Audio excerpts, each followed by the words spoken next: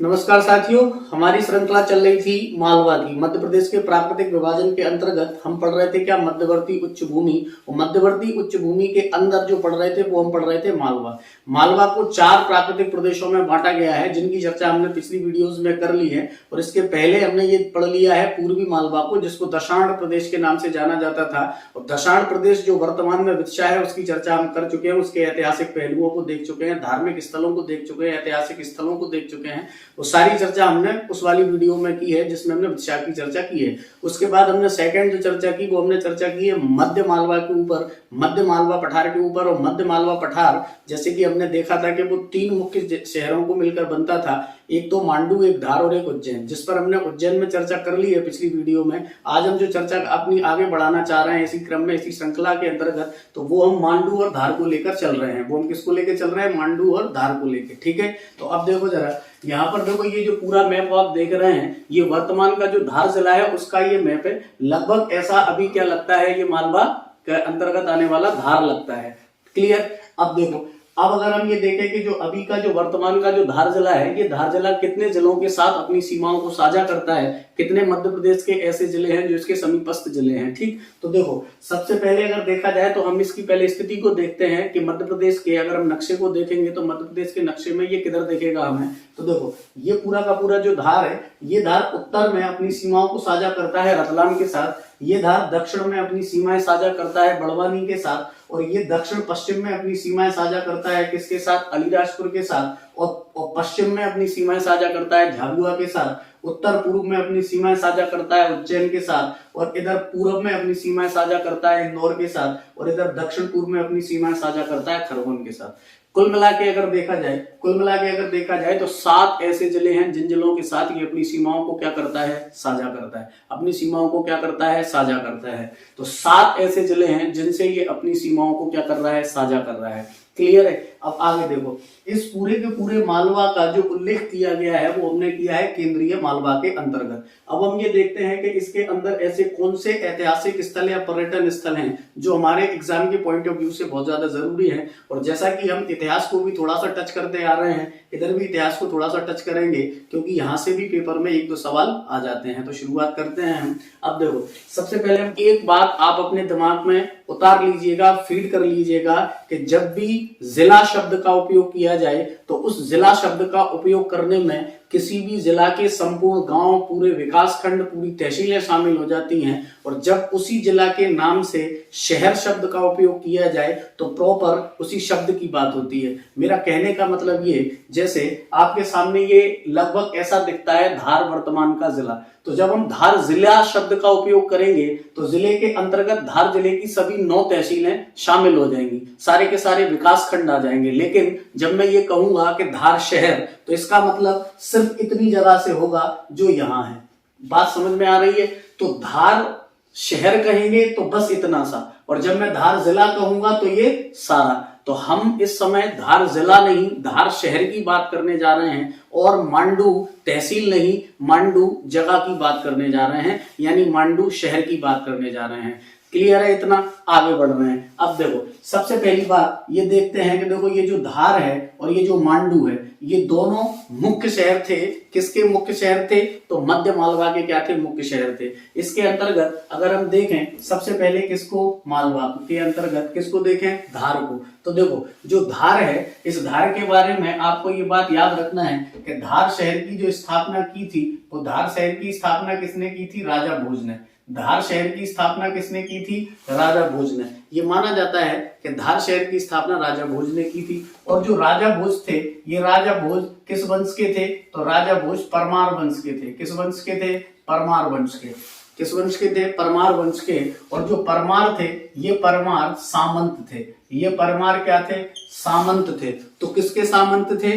ये सामंत थे राष्ट्रकूटों के। किसके सामंत थे? राष्ट्रकूटों के। तो राष्ट्रकूटों के सामंत थे परमार, उन्हीं परमार वंश के राजा थे राजा भोज। उन्हीं राजा भोज ने धार की क्या की थी? स्थापना की थी धारा नगरी के नाम से। क्लियर है? अब देखो यहां पर आपके सामने एक शब्द है सामंत। बहुत से लोग इस शब्द को बहुत अच्छे से जानते हैं लेकिन मैं उनको फोकस करता हूं जो शायद इससे परिचित नहीं है। तो सामंत जो शब्द है, ये सामंत शब्द अंग्रेजी में इसके लिए फ्यूडल सिस्टम बोला जाता है, और जो फ्यूडल सिस्टम है, ये फ्यूडल सिस्टम फ्यूड शब्द से बना है। कौन से शब्द से बना है? फ्यूड शब्द से। हम किस बात पर चर्चा करना चाह रहे हैं? हम सामंत शब्द पर चर्चा करना चाह रहे हैं। तो जो फ्यूड शब्द है, इस फ्यूड शब्द का मतलब होता है पड़ोसी। इस फ्यूड शब्द का मतलब क्या होता है? पड़ोसी। और ये फ्यूड है, इस फ्यूड का मतलब है पड़ोसी। और भारत में अगर देखा जाए तो इस सामंत, इस पड़ोसी के पर्याय में इसका जो उपयोग हुआ है भारत में, वो कौटिल्य के अर्थशास्त्र में हुआ है। और काय में उपयोग हुआ है? तो मौर्य शासकों के अभिलेखों में इस सामंत शब्द का क्या हुआ है? प्रयोग हुआ है। आपसे अगर ये पूछा जाए कि सामंत शब्द का उपयोग कहाँ हुआ है, तो आपको याद रखना है कि कौटिल्य के अर्थशास्त्र में और मौर्यों के अभिलेखों में इस सामंत शब्द का उपयोग किया गया है। सवाल ये उठता है कि किस अर्थ में उपयोग किया गया है? तो इस अर्थ में उपयोग किया गया है पड़ोसी राजा के लिए सामंत शब्द का उपयोग किया गया है। हम देखें कि सामंतवादी व्यवस्था होती क्या है, तो ये अपने आप में एक अलग टॉपिक है, अलग बिंदु पर हम चले जाएंगे, लेकिन मैं इन शॉर्ट बता देता हूं। सामंत का मतलब होता है कि कोई भी एक हेड बॉडी होती है और उसके नीचे वो कुछ छोटे बॉडीज को क्या कर देता है? नियुक्त कर देता है, ताकि उसकी प्रशासनिक व्यवस्थाओं को चलाने में आसानी हो। उन्हें बोला जाता है सामंत। तो ये कौन थे? सामंत थे। कौन थे? सामंत थे। और भारत में सामंतवादी व्यवस्था के उदय की अगर बात करें तो भूमि को दान देने की जो प्रथा सबसे पहले ब्राह्मणों को थी, वहीं से ये माना जाता है कि सामंतवादी व्यवस्था का वो आधार था जो ब्राह्मणों को भूमि दान में दी जाती थी। क्लियर है? अब आगे बढ़ रहे हैं। तो ये कौन थे? ये परमार थे, ये सामंत थे। ये किनके सामंत थे? तो ये राष्ट्रकूटों के सामंत थे। अब देखो, इनकी परमारों की जो प्रारंभिक राजधानी थी, परमारों की जो प्रारंभिक राजधानी थी, वो प्रारंभिक राजधानी कौन सी थी? वो थी उज्जैन। प्रारंभिक राजधानी कौन सी थी? उज्जैन। अगर ये पूछा जाए कि परमार राजाओं की प्रारंभिक राजधानी कौन सी थी, तो प्रारंभिक राजधानी थी उज्जैन। अब क्या हुआ? जो राजा भोज थे, इन्होंने उज्जैन से राजधानी स्थानांतरित करके कहां पर ले आए? ये धार ले आए। कहां पर ले आए? धार ले आए। और इन्होंने धार की स्थापना कर दी धारा नगरी के नाम से। क्लियर है? अब आगे बढ़ रहे हैं। अब धार में इन्होंने और क्या किया? तो देखो, धार में इन्होंने एक भवन का निर्माण कराया, जिसको वर्तमान में किस नाम से जाना जाता है? भोजशाला नाम से। किस नाम से जाना जाता है? भोजशाला नाम से। अगर ये पूछा जाए कि भोजशाला का निर्माण किसने करवाया, तो भोजशाला का निर्माण करवाया राजा भोज ने। अब सवाल यहां खत्म नहीं हो जाता। याद रखना है, मैं धार शहर की बात कर रहा हूं, धार जिले की बात नहीं कर रहा हूं। ये धार शहर में है और धार जिला है, तो ये पूरे जिले में है। कौन? क्या नाम से? भोजशाला। अब ये पूछा जाए कि भोजशाला किसका? भोजशाला क्या है? तो भोजशाला एक मंदिर है। भोजशाला क्या है? एक मंदिर है, या यूं कहें कि मंदिर था। किसका मंदिर था? सरस्वती माता का। किसका मंदिर था? सरस्वती माता का। अब सरस्वती माता का एक पर्यायवाची है वाग देवी। क्या पर्यायवाची है? वाग देवी। तो देखो, ये जो वाग देवी यानी वाक यानी वाणी की देवी यानी वाग देवी का मंदिर है। राजा भोज को मां सरस्वती का वरद पुत्र माना जाता था। इन्होंने भोजशाला में एक मंदिर बनवाया और उसमें मां सरस्वती की प्रतिमा को क्या किया? स्थापित करवाया। तो ये सवाल पूछा जाता है कि भोजशाला किसके लिए समर्पित है या किसके लिए समर्पित था? तो ये मां सरस्वती या वाग देवी का क्या था? मंदिर था। क्लियर है? यहां तक? आगे चलो। अब देखो क्या होता है। अब ये होता है कि यहाँ पर आक्रमण होता है। कब होता है? तो 1305 में, 1305 के लगभग यहाँ पर आक्रमण होता है। अलाउद्दीन खिलजी यहाँ पर क्या करता है? आक्रमण करता है और मूर्ति को क्या कर देता है? ध्वस्त कर देता है। और इस भोजशाला को बदल देता है किसमें? मस्जिद में। भोजशाला को किसमें बदल देता है? तो हम कहेंगे भोजशाला को बदल देता है किसमें? मस्जिद में। तो भोजशाला बदल गई किसमें? मस्जिद में। तो ये बात आपको याद रखना है। मैं इसीलिए कह रहा था कि अगर ये पूछे कि मंदिर है या मंदिर था क्योंकि अब मस्जिद है और ये मंदिर है कहें, तो ये पहले क्या था? मंदिर था। अब आज अगर ये पूछा जाए कि ये वाग देवी की मूर्ति कहाँ गई, वो ध्वस्त मूर्ति जिसको या कहेंगे जिसको जो खंडित कर दी थी अलाउद्दीन खिलजी ने, वो मूर्ति कहाँ गई? तो वो मूर्ति वर्तमान में कहाँ पर है? तो हम कहेंगे वर्तमान में ये मूर्ति है लंदन के म्यूजियम में। कहां पर स्थित है? लंदन के म्यूजियम में ये वर्तमान में क्या है? ये मूर्ति रखी हुई है। कौन सी? वाग देवी की मूर्ति। क्लियर? तो वाग देवी की मूर्ति वर्तमान में लंदन संग्रहालय के अंतर्गत है, लंदन संग्रहालय में रखी हुई है। और इसको लेकर कौन गया था? तो इसको लेकर जाने वाला व्यक्ति का नाम था क्या? किनकेड। तो किनकेट, पूरा नाम था मेजर किनकेट। ये मेजर किनकेट वाघ देवी की मूर्ति को लेकर गया और वाघ देवी की मूर्ति आज वर्तमान में लंदन संग्रहालय के अंतर्गत है। अभी मोदी जी की सरकार में सुब्रमण्यम स्वामी ने लंदन न्यायालय के अंतर्गत ये याचिका लगाई है इस मूर्ति को भारत वापस लाने की। क्लियर, तो ये सारी चीजें क्लियर हुई कि भोजशाला कहां पर है, धार में है, जिले में है धार और शहर में है धार। स्थापना किसने की, परमार वंश के राजा भोज ने की। किससे, किसका मंदिर था, तो मां सरस्वती का मंदिर था। ध्वस्त किसने किया, अलाउद्दीन खिलजी ने किया। वर्तमान में ये मूर्ति कहाँ है, तो लंदन में है। लेके कौन गया था, किनकेट गया था। और अभी हाल ही में जो याचिका लगाई है, हाल ही का मतलब अभी मोदी सरकार के समय में किसने लगाई, सुब्रमण्यम स्वामी ने लगाई है। क्या लाने के लिए, इस मूर्ति को वापस भारत लाने के लिए। क्लियर। अब देखो दूसरी बात, दूसरा यहाँ पर किला है जिसको कहा जाता है धार का किला। क्या कहा जाता है, धार का किला। तो देखो ये धार का किला भी कहां पर है, तो स्पष्ट हो रहा है कि धार का किला धार में है। धार का किला कहाँ है, धार में है। और राजा भोज के समय में इसको जिस नाम से जाना जाता था वो नाम था धारागिरी लीलोद्यान। किस नाम से जाना जाता था, धारागिरी लीलोद्यान। तो धारागिरी लीलोद्यान के नाम से जाना जाता था राजा भोज के समय में। राजा भोज के समय में धार के किले को धारागिरी लीलोद्यान के नाम से जाना जाता था। ये आपको बात याद रखना है। आगे चल के क्या होता है, आगे चल के यहाँ पर आता है मोहम्मद तुगलक। मोहम्मद कौन आता है, तुगलक। और मोहम्मद तुगलक 1344 में, मोहम्मद तुगलक 1344 में क्या करता है, इसका पुनर्निर्माण करवाता है। तो 1344 में मोहम्मद तुगलक जिस समय दक्षिण भारत के विजय अभियानों में आया था, मोहम्मद तुगलक उसी समय उसने क्या करवाया, इसका पुनर्निर्माण करवाया। तो ये सवाल पूछा जाता है कि इसका निर्माण कब हुआ, धार के किले का। वास्तव में पुनर्निर्माण करवाया इसने, निर्माण नहीं करवाया, लेकिन सवाल पूछा जाता है तो तुगलक उत्तर जाता है। तो मोहम्मद तुगलक ने क्या करवाया, धार के किले का पुनर्निर्माण करवाया। कब करवाया, 1344 में। कब करवाया, 1344 में। अब देखो यहाँ पर भी इस किले के अंतर्गत, इस किले में भी कुछ महत्वपूर्ण स्थल हैं, कुछ महत्वपूर्ण इमारतें हैं, जिन इमारतों में नाम आता है शीश महल का। किसका, शीश महल। तो पूछा जाए शीश महल कहाँ है, तो हम कहेंगे कहाँ के किले में है, धार के किले में। दूसरा यहाँ पर क्या है, तो दूसरा इस महल के अंदर है खरबूजा महल। क्या है, खरबूजा महल। अगर ये पूछा जाए कि खरबूजा महल किस किले के अंतर्गत है, तो खरबूजा महल धार के किले के अंतर्गत है। कौन से किले के अंतर्गत है, धार के किले के अंतर्गत। तो इसी महल के पास में, मैं क्या कह रहा हूं, इसी महल के पास में, इसी किले के पास में एक दरगाह है जिसका नाम है बाबा बंदी छोड़ो दरगाह। बाबा बंदी छोड़ो दरगाह। देखो ये किले में नहीं है, ये किले के पास है। मैं कह रहा हूं ये किले में नहीं है, ये किले के पास है। किले में क्या है, तो किले में शीश महल है, किले में क्या है, खरबूजा महल है। किले में शीश महल है, किले में खरबूजा महल है, और किले में एक ये तो वो बनी हुई है अब्दुल्ला शाह चंगल की दरगाह।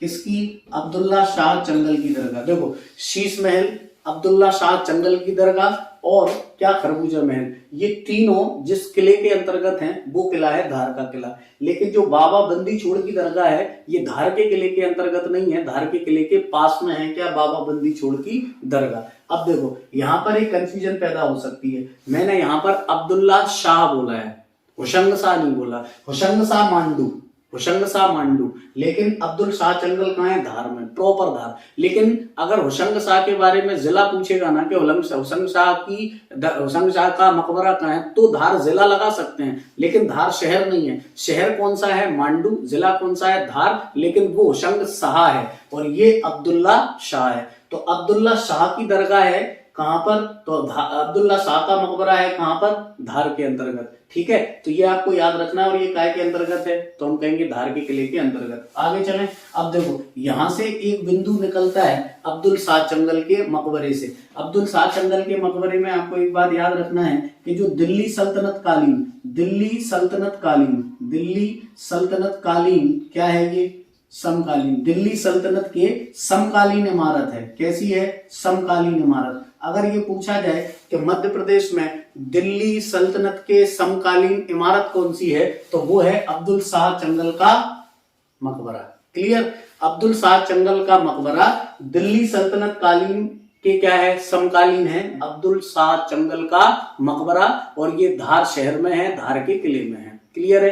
तो धार के बारे में आपको सिर्फ इतना याद रखना है। अब आगे चल रहे हैं। अब देखो इधर क्या है, इधर लिखा है सरदारपुर। इधर क्या लिखा है, सरदारपुर। सरदारपुर आपने नाम सुना होगा, सरदारपुर अभयारण्य, सरदारपुर अभयारण्य। और याद रखना है यहाँ पर कि अभयारण्य नहीं होता, अभयारण्य होता है। अभय धन अरण्य बराबर अभयारण्य, ना कि अभि धन अरण्य बराबर अभयारण्य। यानी भा आधा नहीं आता, भा पूरा आता है। अभयारण्य यानी एक ऐसा अरण्य, ऐसा जंगल जो भय से मुक्त हो, उसे कहते हैं अभयारण्य, ना कि अभयारण्य। अभयारण्य गलत है, अभयारण्य सही है। ठीक, तो यहाँ पर सरदारपुर अभयारण्य है, हम उसकी चर्चा नहीं कर रहे हैं, हम दूसरी चर्चा कर रहे हैं। और वो चर्चा कर रहे हैं कि यहाँ पर एक किला है जिसका नाम है अमझेरा का किला। क्या नाम है, अमझेरा का किला। अब ये अमझेरा क्या है, तो हम कहेंगे कि धार जिले की सरदारपुर तहसील के अंदर अमझेरा गांव है। धार जिले की सरदारपुर तहसील के अंदर अमझेरा गांव है। इसी अमझेरे के अंदर जो किला है, उस किले का नाम पड़ा अमझेरा का किला।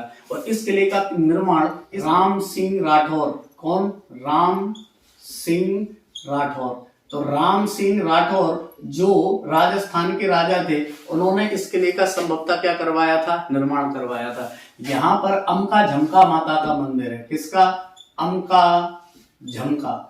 तो अगर पूछा जाए कि अमका झमका का मंदिर कहाँ है, अमका झमका माता का मंदिर, तो देखो अमका झमका माता मंदिर धार जिले में है, लेकिन धार शहर में नहीं है। कौन से शहर में है, सरदारपुर। और सरदारपुर तहसील के अंदर है, लेकिन गांव कौन सा है, अमझेरा। यहाँ पर है अमका झमका माता का मंदिर, और यहाँ पर किला है कौन सा, अमझेरा का किला। तो ये आपको याद रखना है कि अमझेरा किला धार जिले के अंतर्गत सरदारपुर तहसील में अमझेरा गांव में है। क्लियर है? इसका बनवाया किसने था, संभवतः राम सिंह राठौर ने। अब देखो अमझेरा से एक नाम जुड़ जाता है, अमझेरा से एक नाम जुड़ जाता है बख्तावर सिंह का। किसका नाम जुड़ जाता है, बख्तावर सिंह का। तो याद रखना है कि 1857 की क्रांति में बख्तावर सिंह शासक थे, राजा थे, कहां के, अमझेरा के। और इन्होंने 1857 की लड़ाई में अंग्रेजों के विरुद्ध क्या किया था, विद्रोह किया था, या अंग्रेजों के विरुद्ध इन्होंने लोहा लिया था अंग्रेजों से। इसीलिए अंग्रेजों ने बख्तावर सिंह को आगे चल के क्या दे दी थी, फांसी दे दी थी। तो अगर ये पूछा जाए कि बख्तावर का संबंध किससे है, तो ये 1857 की क्रांति में अंग्रेजों से लोहा लेने वाले व्यक्ति थे,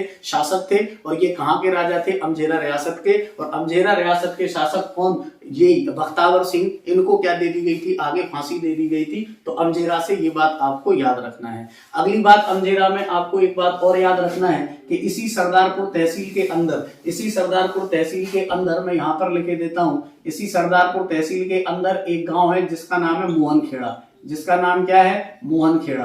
याद रखना है, सरदारपुर तहसील है, धार जिला है, और सरदारपुर तहसील के अंदर है क्या, मोहनखेड़ा। अब ये मोहनखेड़ा क्या है, तो जो मोहनखेड़ा है, ये मोहनखेड़ा जैन तीर्थ स्थल है। और ये जिसके लिए समर्पित है, जिसके लिए समर्पित है, वो है ऋषभदेव। वो क्या है, ऋषभदेव। तो ऋषभदेव के लिए क्या है, ये समर्पित है। ये मंदिर कौन सा, मोहनखेड़ा। तो मोहनखेड़ा पूछा जाए कि किस धर्म से संबंधित तीर्थ स्थल है, जैन धर्म से संबंधित है, और किसके लिए समर्पित है, तो हम कहेंगे ऋषभदेव के लिए ये समर्पित है।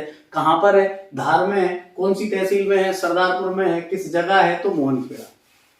क्लियर है? अब मुझे एक बात और याद आ गई है जो मुझे यहाँ बताना थी। जो धार का किला है, ये धार के किले में दो बातें और महत्वपूर्ण है। एक बात, जो बाजीराव द्वितीय हैं, उनका जन्म धार के किले में हुआ था, और 1857 की क्रांति के समय धार के किले का उपयोग किया गया था। धार के किले को भी इसमें, धार के किले में। क्लियर? अब देखो, तो सरदारपुर में आपको दो बातें याद रखना है, एक अमझेरा याद रखना है और एक मोहनखेड़ा याद रखना है। यहां तक आपको सरदारपुर को क्लियर कर लेना है। अब आगे चलते हैं। अब देखो, ये है क्या, कुक्षी। ये क्या है, कुक्षी। तो वर्तमान धार जिले की कुक्षी क्या है, एक तहसील है। वर्तमान धार जिले की कुक्षी क्या है, एक तहसील है। और इस कुक्षी के अंदर, इस कुक्षी के अंदर बागिन नदी के तट पर, बागिन नदी के तट पर गुफाएं हैं, और उन गुफाओं का नाम है बाग की गुफाएं।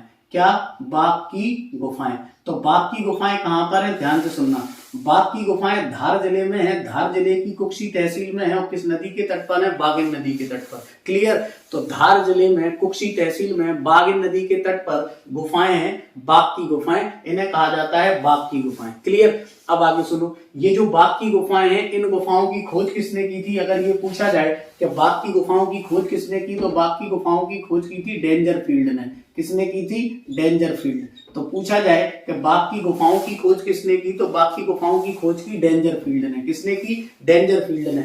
और ये जो बाघ की गुफाएं हैं, इनमें गुफाओं की कुल संख्या कितनी है? 9।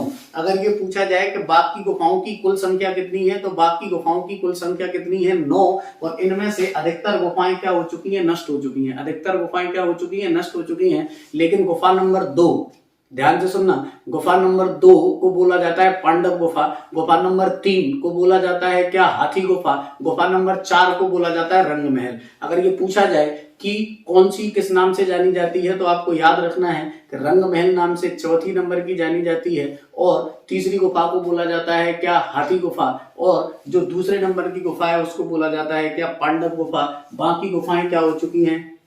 तो हम कहेंगे कि ये क्या नाम से खंडित हो चुकी हैं, नष्ट प्राय हो चुकी हैं। क्लियर? अगला यहाँ पर है क्या? मांडू। अगला यहाँ पर क्या है? मांडू। तो देखो, मांडू पर आके खेल खत्म हो जाएगा। मांडू में कुछ शासकों के नाम मैं पहले ही लिखे देता हूं। एक शासक का नाम है यहाँ पर क्या? होशंग शाह। एक शासक का नाम क्या है? होशंग शाह। ठीक है। दूसरा यहाँ पर शासक होगा कौन? तो दूसरा शासक होगा बाज बहादुर। यहाँ पर एक और कौन होगा? बाज बहादुर। ठीक। एक और शासक यहाँ पर होगा वाकपति मुंज। एक शासक होंगे परमार वंश के वाकपति मुंज। तो देखो, जगह कम है, आप थोड़ा सा ध्यान से देखते रहना। एक मैंने शासक का नाम लिखा है वाकपति मुंज, एक शासक का नाम मैंने लिखा है होशंग शाह, एक शासक का मैंने नाम लिखा है बाज बहादुर, और एक का नाम मैं लिख रहा हूँ क्या? गयासुद्दीन खिलजी। क्या लिख रहा हूँ? गयासुद्दीन खिलजी। और एक का नाम मैं लिख रहा हूँ मोहम्मद खिलजी। एक का नाम मैं लिख रहा हूँ क्या? मोहम्मद खिलजी। अब इनकी बारे में बात सुनो। इस मांडू के अंतर्गत हमने होशंग शाह, बाज बहादुर और वाकपति मुंज और गयासुद्दीन और मोहम्मद खिलजी के नाम लिखे हैं। तो देखो, अब इनको मैं मौखिक बोल देता हूँ, जगह कम है, आप इसको ठीक से सुन लीजिएगा ध्यान से। तो देखो क्या है, ये जो मांडू है, इस मांडू पे जैसे ही हम प्रवेश करते हैं तो मांडू में 12 दरवाजे हैं। मांडू में कितने दरवाजे हैं? 12 दरवाजे। मैं इसको मिटा देता हूँ, यहाँ पर लिखे देता हूँ। ठीक है। अब देखो आगे, अब हम क्या कह रहे थे? हम कह रहे थे कि इस मांडू में 12 दरवाजे हैं। कितने दरवाजे हैं? 12 दरवाजे। इन दरवाजों में जो सबसे महत्वपूर्ण दरवाजा है, उस दरवाजे का नाम क्या है? तो उसका नाम है दिल्ली दरवाजा। उसका क्या नाम है? दिल्ली दरवाजा। लेकिन इसके अलावा यहाँ पर दरवाजा है एक, कौन सा? जहांगीर दरवाजा। कौन सा दरवाजा? जहांगीर दरवाजा। एक दरवाजे का नाम है आलमगीर दरवाजा। कौन सा दरवाजा? आलमगीर दरवाजा। एक का नाम है भंगी दरवाजा। कौन सा दरवाजा? भंगी दरवाजा। ठीक है। और एक का नाम क्या है? तो एक तारापुर। क्या? तारापुर। तो देखो, ये जो दरवाजे हैं ये मुख्य दरवाजे हैं। लेकिन अगर ये पूछा जाए कि मांडू में कुल कितने दरवाजे हैं, तो जब हम प्रवेश करते हैं मांडू में तो 12 दरवाजे हैं। उन 12 दरवाजों में से दिल्ली दरवाजा, जहांगीर दरवाजा, आलमगीर दरवाजा, भंगी दरवाजा, तारापुर दरवाजा, ये कुछ मुख्य दरवाजे हैं। इनमें ये सबसे मुख्य दरवाजा है कौन सा? दिल्ली दरवाजा। ये इसीलिए मुख्य बोला जा सकता है क्योंकि जब हम मांडू में प्रवेश करेंगे तो सबसे पहला जो दरवाजा जिससे हम प्रवेश करेंगे उसे बोला जाता है क्या? दिल्ली दरवाजा। तो दिल्ली दरवाजे को मांडू का प्रवेश द्वार भी कहा जाता है। दिल्ली दरवाजे को मांडू का प्रवेश द्वार भी कहा जाता है। और ये कहां पर है? धार जिले में है, मांडू में है। अब हमने क्या किया? अब हम अंदर प्रवेश कर गए हैं, दरवाजे से अंदर चले गए हैं। अब हम देखते हैं कि अंदर हमें क्या क्या देखने को मिल सकता है। तो जैसे ही हम अंदर प्रवेश करेंगे तो यहाँ पर जो मैंने शासकों के नाम लिखे हैं होशंग शाह, तो इसको याद रखना है होशंग शाह। तो होशंग शाह का यहाँ पर जो शासन चला वो शासन कब तक चला? तो 1401 से लेकर लगभग 1435 तक होशंग शाह यहाँ पर क्या करता है? शासन करता है। होशंग शाह यहाँ पर 1401 से लेकर लगभग 1435 तक क्या करता है? शासन करता है। और यहाँ पर होशंग शाह अपने जीवन काल में अपनी क्या बनवा लेता है? तो अपना मकबरा बनवा लेता है। और उस मकबरे का नाम क्या है? होशंग शाह मकबरा। क्या नाम है? होशंग शाह मकबरा। तो जो होशंग शाह मकबरा है, इस होशंग शाह का मकबरा को होशंग शाह ने अपने जीवन काल में ही बनवा लिया था और इसका नाम क्या है? होशंग शाह मकबरा। ठीक। अब यहाँ पर मैं थोड़ा सा इसको रोक रहा हूँ और आपको कुछ चीजें हैं जो कंफ्यूज करती हैं उनको बता रहा हूँ। देखो, ये होशंग शाह का जो मकबरा है, ये होशंग शाह का मकबरा संगमरमर से बनाया गया। कैसे बनाया गया? संगमरमर से। ठीक है। कैसे बनाया गया? संगमरमर से। अब देखो, यहाँ पर आपको याद रखना है क्या? संगमरमर की जो इमारतें हैं जो हमारे लिए जरूरी हैं, उनमें याद रखना है कि जो होशंग शाह का मकबरा है वो संगमरमर का है। इसके बाद यहाँ पर हुमायूं का मकबरा। किसका? हुमायूं। तो जो हुमायूं का मकबरा। ये भी काय से बना है? तो ये भी काय से बना है? संगमरमर से बना है। इसके बाद अगर देखा जाए तो एतमाद दौला, कौन? एतमाद दौला। एतमाद दौला का जो मकबरा है ये भी काय से बना है? संगमरमर से बना है। अगला यहाँ पर अगर देखा जाए एतमाद दौला के बाद अगला जो मकबरा है वो मकबरा भी संगमरमर से बना है। वो कौन सा है? ताजमहल। कौन सा है? ताजमहल। ताजमहल। ताजमहल भी क्या है? मकबरा है। और एक मकबरा है बीबी का मकबरा। बीबी का मकबरा। ये देखो अब यहाँ डाउट हो जाता है, मैं क्लियर किए देता हूँ, आप बड़े ध्यान से सुनना। मैंने यहाँ पर लिखा है होशंग शाह का मकबरा, ये संगमरमर। अब देखो इसका टाइम पीरियड क्या है? 1401 से 1435। हुमायूं का जो मकबरा है, हुमायूं का जो मकबरा है इसका टाइम पीरियड कितना है? तो 1565 से लेके 1572। ये टाइम है किसका? हुमायूं के मकबरे का। एतमाद दौला का जो मकबरा है ये मकबरा कब का है? तो ये मकबरा है 1626 से लेके 1628 के बीच का एतमाद दौला का मकबरा। और जो ताजमहल है, जो ताजमहल है ये कब का है? तो ये मकबरा है 1632 से लेके 1653 के बीच का। क्यों? कौन सा? ताजमहल। और जो बीबी का मकबरा है ये है 1651 से लेके 1661। ठीक, इस बीच क्या बने हैं? ये मकबरे बने हैं। ठीक है, इस बीच क्या बने हैं? ये मकबरे बने हैं। मैं फिर से बोल रहा हूँ, होशंग शाह का मकबरा 1401 से 35 के बीच बना, हुमायूं का मकबरा 1565 से 72 के बीच बना, एतमाद दौला का मकबरा 1626 से 28 के बीच बना, ताजमहल जो बना वो 1632 से लेके 1653 के बीच बना, और जो बीबी का मकबरा बना वो 1651 से 1661 के बीच बना।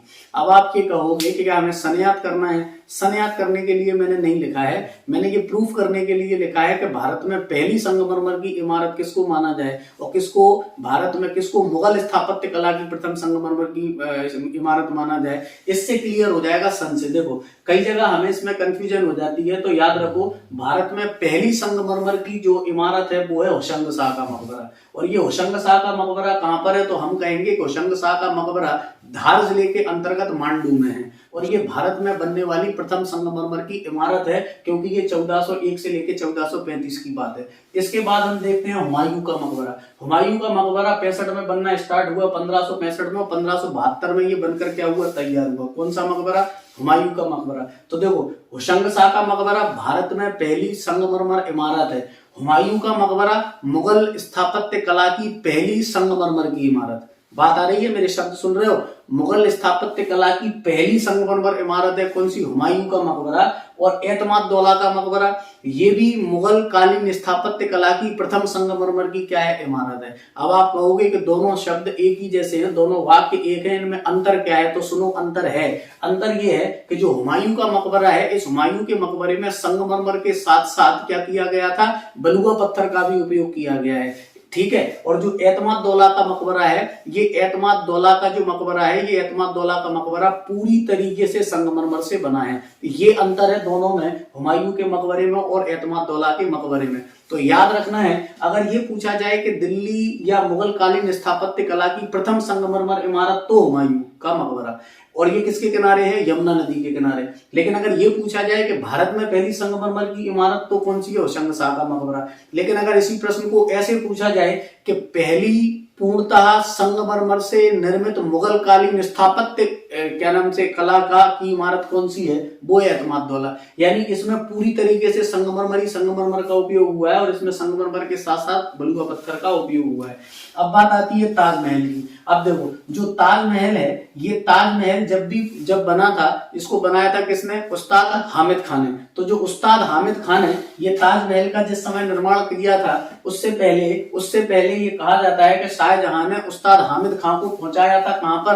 होशंग शाह के मकबरे को देखने के लिए। होशंग शाह के मकबरे को देखकर ही ताजमहल बनाने की प्रेरणा आई किसके पास? तो हम कहेंगे शाहजहां के पास। कहने का मतलब ये हुआ कि होशंग शाह के मकबरे को देखकर तो मिली प्रेरणा, ठीक है, लेकिन होशंग शाह का मकबरा इसको प्रेरित करने वाला है, लेकिन ताजमहल का पूर्वगामी नहीं है।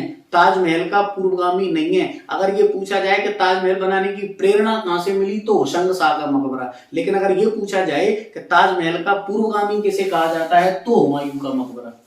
अकबर का अग्रगामी कहेंगे नहीं तो शेरशाह सूरी है, अकबर का नहीं कह रहे हैं, कह रहे हैं किसका, ताजमहल का। तो ताजमहल का पूर्वगामी कौन है, हुमायूं का मकबरा। क्लियर है। अब देखो तो ताजमहल क्या है, तो ताजमहल का पूर्वगामी है हुमायूं का मकबरा, लेकिन ताजमहल बनाने की जो प्रेरणा मिली वो होशंग शाह के मकबरे को देखकर मिली, और ताजमहल का वास्तुकार कौन था, तो उस्ताद हामिद खान।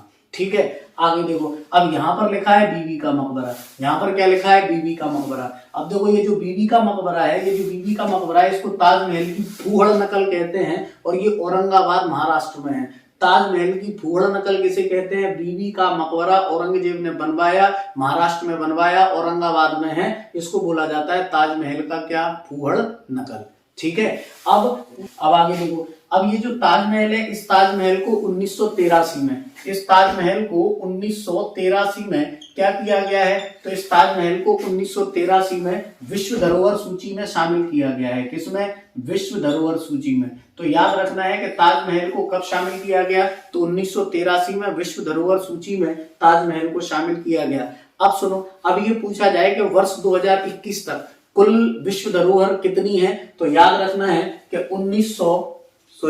याद रखना है कि 2021 तक कुल विश्व धरोहर है भारत में, जो विश्व धरोहर स्थल है वो कितने हैं, 40। वो कितने हैं, 40। याद रखना है वर्ष 2021 में, वर्ष 2021 में जो विश्व धरोहरों की संख्या है वो कितनी है, 40। वो कितनी है, 40। तो याद रखना है। अब पूछा जाए कि 2000 नवीनतम विश्व धरोहर कौन सी है, काकतीय रुद्रेश्वर, काकतीय रुद्रेश्वर मंदिर, काकतीय रुद्रेश्वर मंदिर, और एक है धौलावीरा। एक है क्या, धौलावीरा। ये धौलावीरा आपको पढ़ा होगा आपने सिंधुकालीन क्या नाम से, सिंधु सभ्यता के अंतर्गत। तो काकतीय रुद्रेश्वर मंदिर जो तेलंगाना में है, तेलंगाना में। और धौलावीरा कहां पर है, तो धौलावीरा गुजरात में है। धौलावीरा कहां पर है, गुजरात में। तो ये दो नए विश्व धरोहर स्थल है क्या नाम से, भारत के। कौन कौन से, काकतीय रुद्रेश्वर मंदिर तेलंगाना और धौलावीरा गुजरात। ये दो नए क्या हैं, विश्व धरोहर स्थल हैं। तो कुल मिला के 2021 तक भारत की कुल विश्व धरोहरों स्थलों की संख्या कितनी है, 40। कितनी है, 40। अब इसमें यह पूछा जाए कि इन 40 में से कितने तो प्राकृतिक हैं, कितने पूछा जाए मिश्रित हैं, और कितने पूछा जाए कि सांस्कृतिक हैं। तो याद रखना है, इनमें याद रखना है कि 32 जो किस विश्व धरोहर है, सांस्कृतिक। 32 विश्व धरोहर कैसी हैं, सांस्कृतिक। 7 विश्व धरोहर कैसी हैं, तो प्राकृतिक। 7 विश्व धरोहर कैसी हैं, प्राकृतिक। और 1 विश्व धरोहर कैसी है, मिश्रित। 1 विश्व धरोहर कैसी है, मिश्रित। याद रखना है। तो 32, 7 और 1 40 हो गए, 40 हो गए। तो 2021 में कुल विश्व धरोहरों की संख्या कितनी है, 40। इन 40 में से भी अगर पूछ ले प्राकृतिक कितनी, सांस्कृतिक कितनी, मिश्रित कितनी, मिश्रित केवल 1 है। प्राकृतिक कितनी है, तो आप कहेंगे कितनी है, 7 है। और अगर पूछे सांस्कृतिक कितनी है, तो सांस्कृतिक कितनी है, 32। सांस्कृतिक कितनी है, 32। कुल कितनी है, 40। नई कौन सी है, तो काकतीय तेलंगाना और धौलावीरा गुजरात। ठीक है, तो वापस आते हैं ताजमहल पे। तो ताजमहल को 1983 में क्या किया गया, तो हम कहेंगे कि इसको 1983 में विश्व धरोहर सूची में शामिल किया गया। मुझे यहां से एक बात और याद आ गई है, क्या कि देखो जो बाघ की गुफाएं है ना, ये बाघ की गुफाएं, इन बाघ की गुफाओं को अजंता एलोरा की गुफाओं से तुलना की जाती है, उनके जैसी मानी जाती है। तो अगर ये पूछा जाए कि मध्य प्रदेश की अजंता एलोरा की गुफाएं कौन सी हैं, किन्हें कहा जाता है, तो हम कहेंगे बाघ की गुफाओं को। किन्हें कहा जाता है, बाघ की गुफाओं को। तो बाघ की गुफाएं अजंता एलोरा के जैसी गुफाएं हैं, इसीलिए मध्य प्रदेश की अजंता एलोरा की गुफाएं कहा जा सकता है किनको, बाघ की गुफाओं को। अब यहाँ पर अजंता एलोरा के बारे में जान लेना जरूरी है कि अजंता एलोरा महाराष्ट्र के औरंगाबाद में है, और इन्हें भी ताजमहल के साथ 1983 में क्या किया गया था, विश्व धरोहर सूची में शामिल किया गया था। कहने का मतलब ताजमहल भी विश्व धरोहर में है, अजंता एलोरा की गुफाएं भी किसमें, विश्व धरोहर में है। ताजमहल अजंता एलोरा को कब शामिल किया गया, 1983 में, ताजमहल के साथ। ठीक है, तो बाघ की गुफाएं हमने क्लियर कर ली, और हमने इधर ये भी देख लिया। तो मैं इसको मिटा दूं, जगह कम है, मिटा देता हूं। देखो तो हमने क्या देख लिया, अभी होशंग शाह का मकबरा देख लिया। अब दूसरी बात, होशंग शाह का खेल हो गया खत्म। अब देखो होशंग शाह का एक लड़का था, होशंग शाह का एक लड़का था, और होशंग शाह के लड़का का नाम था गौरी खां। क्या नाम था, गौरी खां। ये जो गौरी खां है, इस गौरी खां ने कहा कि मांडू को अब बोला जाएगा शादियाबाद। मांडू को क्या बोला जाएगा? शादियाबाद। तो देखो अब इसमें भी कंफ्यूजन होती है, लगता है कि जो मांडू है वो मांडू नाम यानी जो शादियाबाद है वो शादियाबाद नाम धार का है, धार का नहीं है। शादियाबाद नाम किसका है? मांडू का। शादियाबाद नाम किसका है? मांडू का। और किसने बोला? तो होशंग शाह का जो लड़का था गौरी खां, उसने कहा। इसका नाम कहेंगे गजनी खां भी मिलेगा, ये मोहम्मद गजनबी या महमूद गजनबी नहीं है। होशंग शाह का लड़का गौरी खां ने निर्देश दिया कि अब मांडू को शादियाबाद के नाम से पुकारा जाएगा। और जो शादियाबाद है, इस शादियाबाद का मतलब होता है हर्षोल्लास का शहर। क्या होता है? हर्षोल्लास का शहर, हर्षोल्लास का शहर। ठीक, तो ये इसका क्या है? हिंदी रूपांतरण है शादियाबाद का। और इंग्लिश रूपांतरण क्या है? तो इंग्लिश रूपांतरण है city of Joy, city of Joy. तो अगर पूछा जाए कि सिटी ऑफ जॉय किसे कहते हैं? मांडू को। धार जिले को नहीं कहते, मांडू को कहते हैं। मांडू को कहते हैं सिटी ऑफ जॉय। और अगर ऑप्शन में नहीं है मांडू तो हम धार को लगा सकते हैं, क्योंकि 4 ही विकल्प है हमारे पास। लेकिन वास्तव में कहा किसको है? मांडू को। किसने कहा है? तो गौरी खां ने। गौरी खां कौन था? तो हम कहेंगे होशंग शाह का लड़का था। क्या नाम दिया था? शादियाबाद। तो शादियाबाद का मतलब ही है सिटी ऑफ जॉय, या फिर इसी का मतलब है हर्षोल्लास का शहर। तो उपनाम मिल गया मांडू का, क्या? शादियाबाद। शादियाबाद। तो ये पुराना नाम है किसका? मांडू का। किसने दिया? गौरी खां ने दिया। ठीक है, अब देखो अगला अगर पूछा जाए कि अगर इसने शादियाबाद नाम दिया तो मांडू नाम किसके नाम से पड़ा? तो याद रखना है कि एक ऋषि है जिनका नाम है मांडल्य ऋषि। क्या नाम है? मांडल्य ऋषि। इन मांडल्य ऋषि के नाम पर इसका नाम पड़ा था क्या? मांडू। मांडल ऋषि के नाम पर इसका नाम पड़ा था मांडू। और गौरी खां के कहने पर इसका नाम पड़ा शादियाबाद। गौरी खां के कहने पर इसका नाम पड़ा शादियाबाद। ठीक है, तो अगली बात, तो अब यहाँ पर होशंग शाह का खेल हो गया खत्म। अब हमारे पास दूसरा शासक है बाज बहादुर। दूसरा शासक हमने लिखा है बाज बहादुर। बाज बहादुर मांडू का अंतिम स्वतंत्र शासक था। बाज बहादुर मांडू का अंतिम स्वतंत्र शासक था। और बाज बहादुर जिस लिए यहाँ पर प्रसिद्ध है वो प्रसिद्ध है रानी रूपमती। क्या? रानी रूपमती। तो रानी रूपमती और बाज बहादुर दोनों एक दूसरे से बहुत ज्यादा प्रेम करते थे, ऐसा कहानियां कहती हैं। तो ये दोनों, बाज बहादुर रानी रूपमती से मोहब्बत करता था। तो यहाँ पर रानी रूपमती जो थी, रानी रूपमती के बारे में ये कहा जाता है कि रानी रूपमती माँ नर्मदा की क्या करती थी? उपासना करती थी। तो माँ क्या नाम से रानी रूपमती के लिए बाज बहादुर ने एक महल का निर्माण करवाया था। और उस महल का नाम पड़ा रानी रूपमती महल। क्या? रानी रूपमती महल। अगर ये पूछा जाए कि रानी रूपमती महल किसने बनवाया तो कहेंगे किसने बनवाया? आप कहेंगे कि ये बाज बहादुर ने बनवाया। किसने बनवाया? बाज बहादुर ने। कहां पर है?